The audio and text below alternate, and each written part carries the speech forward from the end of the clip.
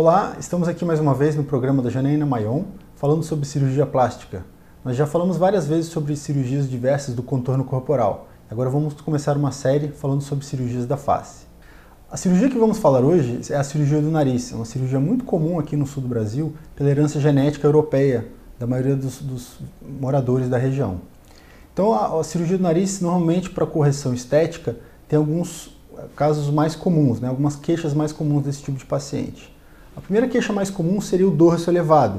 O que é? É o aumento da parte de cima do nariz, é o chamado nariz de papagaio, e a gente tem um aumento da parte óssea, a parte cartilaginosa, e que a gente vai ter que diminuir essa parte do dorso para deixar o nariz mais de acordo. Existem algumas alternativas, ou deixar um dorso um pouco mais reto, no caso dos homens, não pode deixar o nariz tão delicado, senão fica um pouco afeminado.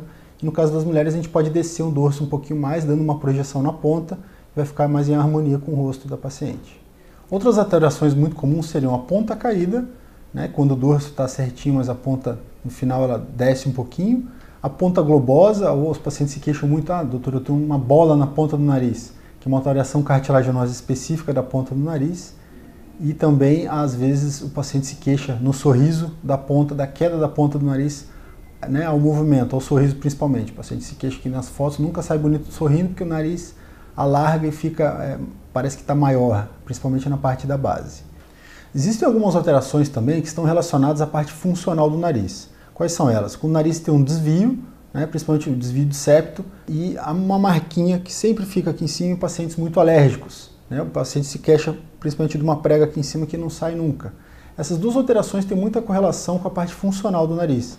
O desvio do septo vai dificultar a respiração, faz parte do desenvolvimento do nariz, um pouco exacerbado.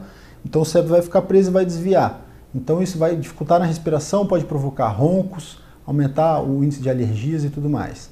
E a marquinha em cima do nariz, normalmente por alergias, rinite, o paciente tem mania de limpar o nariz para cima e acaba ficando com aquela marquinha. Por isso que é muito importante, em toda a cirurgia estética do nariz, ter uma avaliação funcional.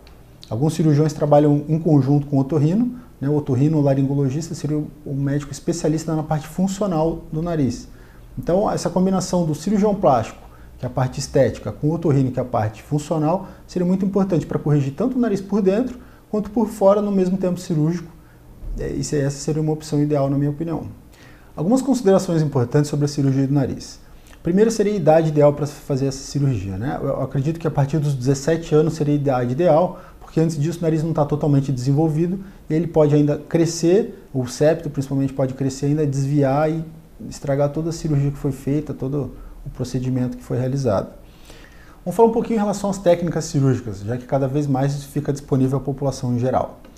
Existem basicamente duas técnicas mais popularmente conhecidas da cirurgia de nariz, que é a técnica fechada e a técnica aberta.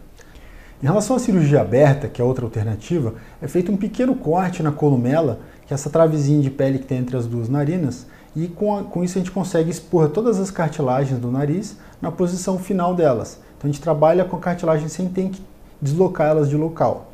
Isso é muito vantajoso para os pacientes, principalmente de pele fina, que a gente não pode deixar nem um milímetrozinho fora do lugar, e para os pacientes também que já fizeram cirurgias prévias, que tem alterações mais marcantes, ou para narizes mais complicados. A minha preferência é pela cirurgia aberta, porque a gente consegue dar uma delicadeza, um detalhe mais apurado no nariz. Muitas vezes na cirurgia fechada, a gente acaba vendo alguns exageros, recortes muito grandes, fez o nariz muito empinado, muito cavado, porque não teve o nariz na posição correta na hora de fazer a cirurgia.